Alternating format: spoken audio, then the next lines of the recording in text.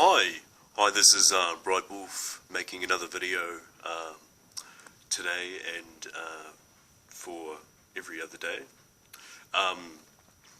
My subject on this very moment is on Master Astrology and Master Symbols and the Christ Consciousness Zodiac chart.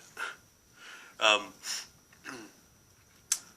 would like to point out that Jesus is one of many disciples, and I've been receiving a lot of information from this particular date about these things at this particular time. He was born on the 25th of December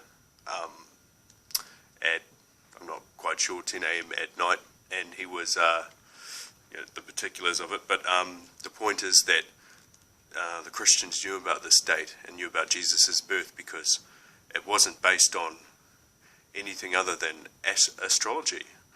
They would have left that out in the Bible.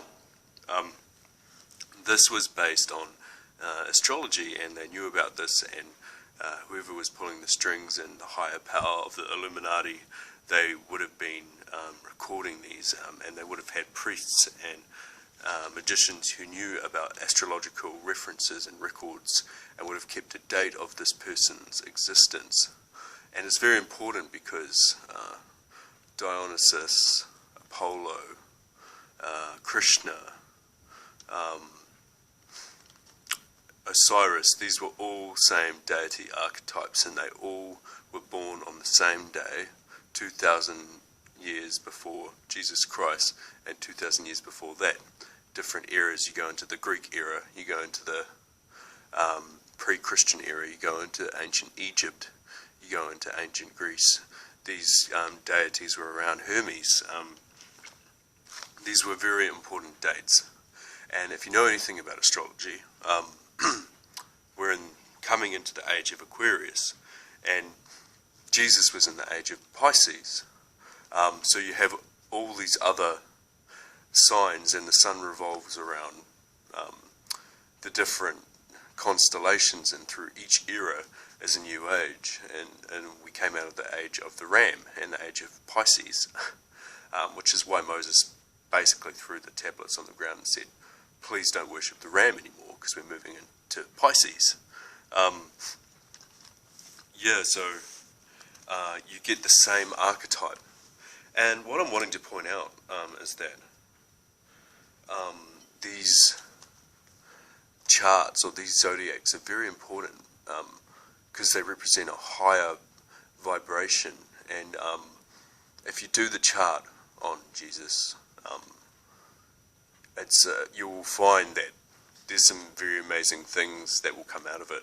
And you can do the chart on Osiris and on Dionysus, find the exact dates that all these god archetypes and demigods were born and when they were historically referenced, and you may find out that you get an entirely new chart that is actually related to not only time of galactic eras and ages, but also intergalactic ages and symbols. Because you see, the world is ruled by money. And we live in a time now where we used to basically understand symbols in astrology, but now all we understand is one symbol, and that's the dollar sign. We used to understand the signs of Aquarius and Jupiter, the symbols for everything. Egyptians knew about symbols and hieroglyphs. They knew about these things. Each symbol carries a vibration, which is what the zodiac represents. The Mayans knew about symbols.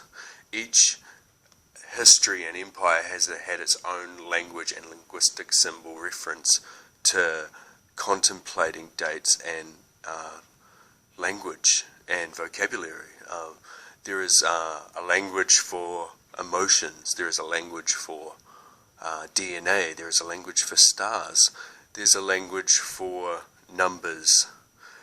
Symbols are the best way to transfer memories and understandings that these empires had.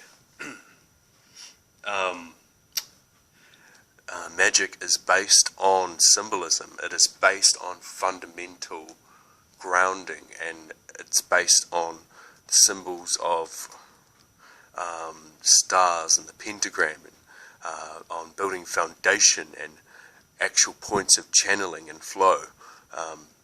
Chinese knew about this with their symbols of I Ching and Feng Shui. Everything is very important, and when it comes to placing yourself in a physical location and channeling your higher self. I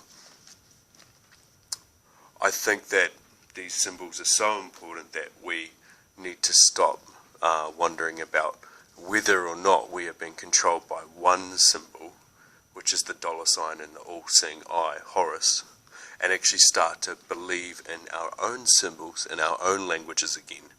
Because when you are held down by one symbol, how can you even reach a point where you can break free and use multiple understandings of your own scientific society and vibration and mathematical equations? Everything is built on the hierarchy of how things work and where we receive our information. We're coming to a point now where we're about to have a major breakthrough and a major awareness, and a lot of dark people who are selfish and consumed by the lower brain and the ego are going to go down. They're going to realize that they have no place here, and that a new age of crystal children and magic is coming through, and a new age of indigo and all the blue ray children and the rainbow children. It's all going to be pushed through. So I'm wanting people to wake up a bit and actually do some homework on their astrology.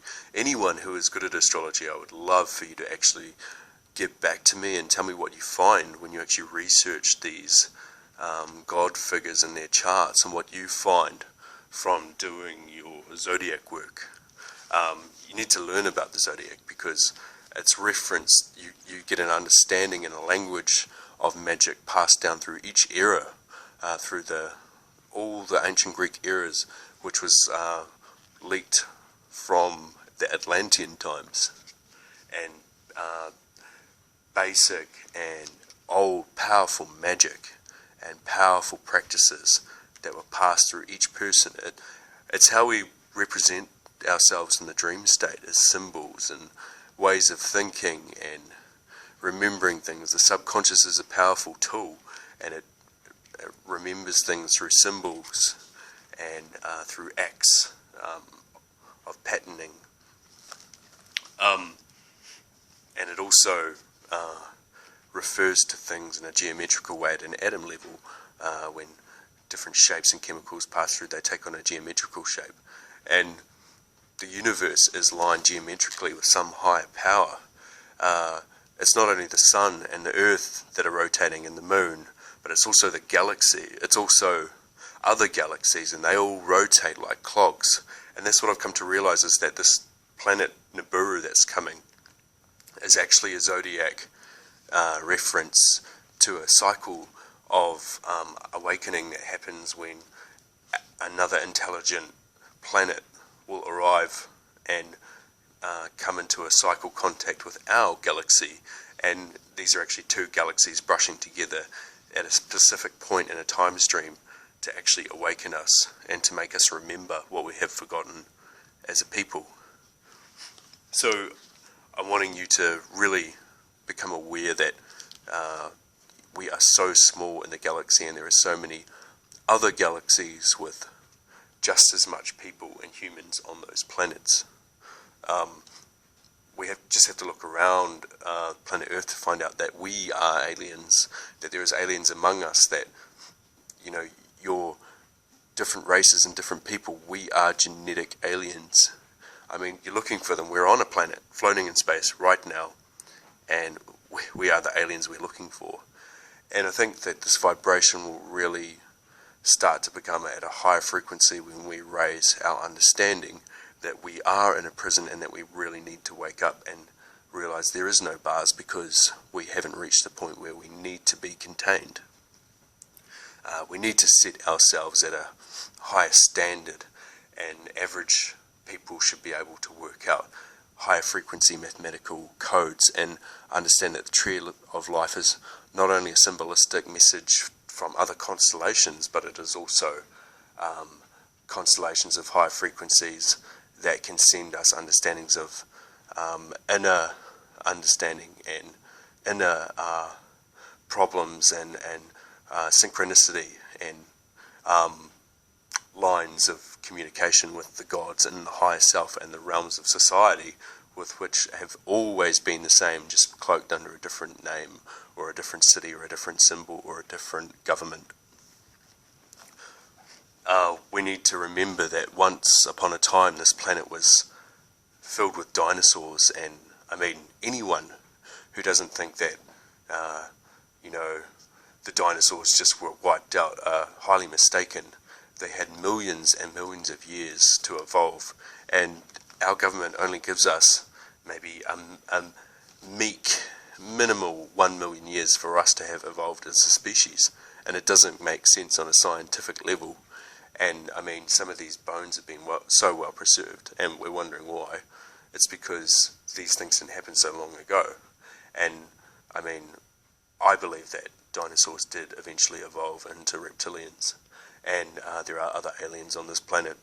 But I think that at one point, which is what my point is that the planet was so filled with vegetation of a different kind and a wild variety that every single plant could heal you and keep your third eye and pineal gland working at such a high vibration.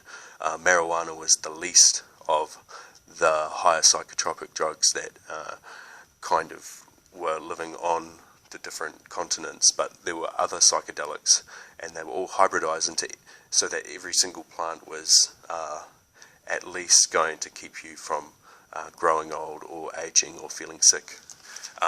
And some of the higher ones, like some of the high mushrooms, would keep you on such a vibration that the whole planet could raise a kundalini on one continent, which is what I think Atlantis was actually the last of those higher beings that had lived in a golden age of growth. I mean, the tree of life could have simply have been the age-old wild roots of the planet that still gave eternal knowledge. The tree of knowledge could have been a literal reference. The tree of understanding, the tree of life were two different things. So I think that the tree of knowledge and the tree of life held each other up in a fundamental way. So when we took these psychedelics, we lived for longer periods of time, as it was said in the days of Noah, and has been recorded. People have been living for hundreds of years in those times. It's funny how they leak things on and hidden truths and hidden ways. So I want you to do your homework, not only work on your symbolism, but also work on your astrology and understand that it has come from a whole bunch of really onto it people who have done their homework. Plato was just one, Socrates.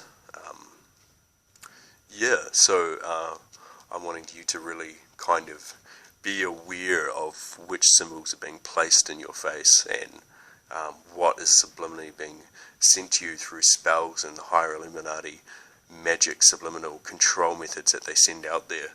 And I'd really start to look at the dollar sign and what it actually means. The S is kind of uncanny, being a snake. So I would really like you to free yourselves and use your own protection, your own rituals, and your own sacred geometry to really become a powerful person. And to everyone out there who is wanting to awaken at a higher level and question everything and is into magic, I am Bright Wolf, and I will keep making videos, and I want to hear what you guys think. Any comments are welcome.